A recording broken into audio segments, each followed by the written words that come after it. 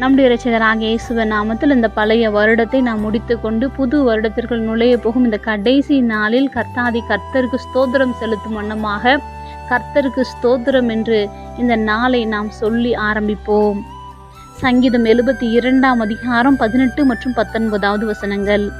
இஸ்ரவேலின் தேவனாயிருக்கிற கர்த்தராகிய தேவனுக்கு ஸ்தோத்திரம் உண்டாவதாக.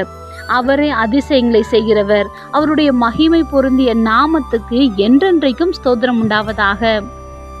இந்த 2020 ஆண்டின் வாக்குத்தத்தம் இரட்டிப்பான நன்மையை தருவேன் என்று சொன்னவர். ஒருவேளை நம்மளுக்கு இருந்த சூழ்நிலைகள் எல்லாம் ஒரு பயங்கரமான சூழ்நிலைகளை நாம் கடக்க வேண்டியதா இருந்திருக்கலாம். ஆனாலும் கூட கர்த்தர் இந்த வருடம் நம்முடைய குடும்பத்தோடு நம்மை உறவாட செய்து அவரோடு தனிப்பட்ட விதத்தில் ஆவிக்குரிய வாழ்க்கையில் முன்னேற செய்திருக்கிறார்.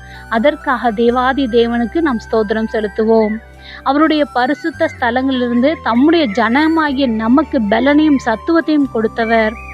என் தாசனாகிய இஸ்ரவேலே, நான் தெரிந்து கொண்ட யாக்கோபே, என் சிநேகிதனே, ஆபிரகாமின் சந்ததியே என்று நம்மை அழைத்தவர். அவருக்கு 1000 ஸ்தோத்திர பலிகள் ஏறெடுத்தாலும் போதாதே. நம்மை தெரிந்து கொண்டதற்காக பயப்படாதே, நான் உனக்கு துணை நிற்கிறேன் என்று சொல்லி கைவிடாதிருப்பதற்காகவும் மீட்டு கொண்டேன்.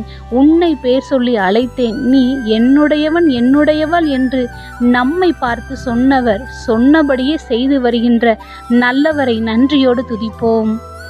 இந்த வருடம் முழுதும் நமக்கு தேவ தயவையும் மனுஷ தயவும் கிடைக்க பண்ணின தேவனுக்கு ஸ்தோத்திரங்களை செலுத்துவோம். நாம் சம்பூரணமாய் சாப்பிட்டு திருப்தி அடைய செய்து அதிசயமாய் நடத்தியவரை துதிப்போம். நமக்கு பலனை சத்துவத்தையும் அருளிய தேவனுக்கு மகிமையை செலுத்துவோம். நமக்காக பிதாவிடத்தில் பரிந்து பேசுகிற ஆவியானவருக்கு நன்றி சொல்லுவோம்.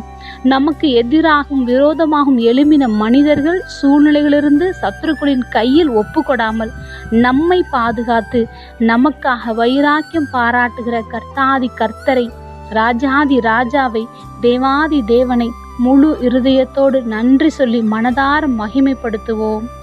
நம்மில் மகிமைப்படும்படியாக புதிய வருடத்தை மனதார தேவன் ஆசீர்வதிக்கும்படியாக ஜெபிப்போம்.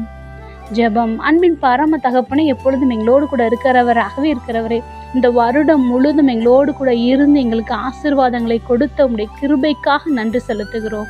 இயேசுவின் நாமத்தில் பிதாவே, ஆமென்.